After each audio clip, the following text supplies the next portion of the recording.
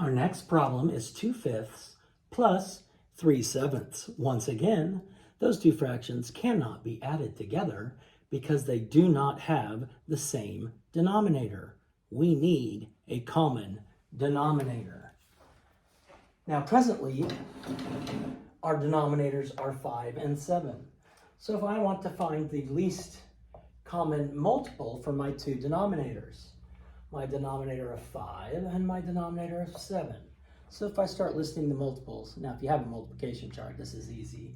5, 10, 15, 20, 25, 30, 35.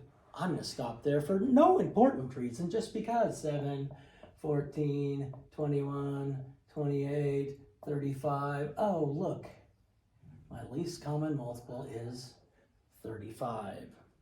Now I need to change both of these fractions so that they have a denominator of 35. Which means I need to multiply by a fraction that equals 1.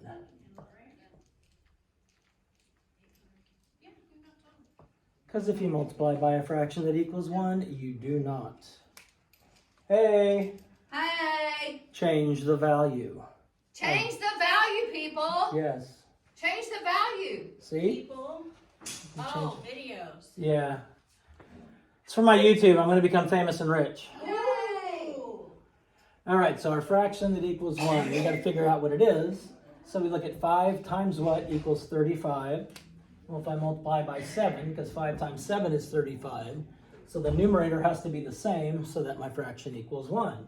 5 times 7 is 35, 2 times 7 is 14.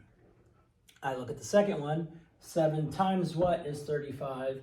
If I didn't remember, I could always go 1, 2, 3, 4, 5. I can look at, if I write my stuff down, it's helpful.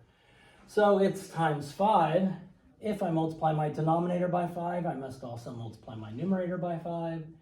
And 3 times 5 is 15. Go back and check. It is addition, and I'm adding just my numerators. So I'm going to stay over 35. 14 and 15 is 29. If I want to see if I can simplify it, 1 times 29, and I know that's prime, and you know it's prime because you've memorized all the prime numbers between 0 and 100. 35. 1 times 35. 5 times 7. And that's it. The only thing they have in common is 1.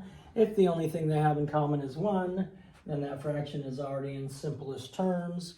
So the correct answer would be 29/35.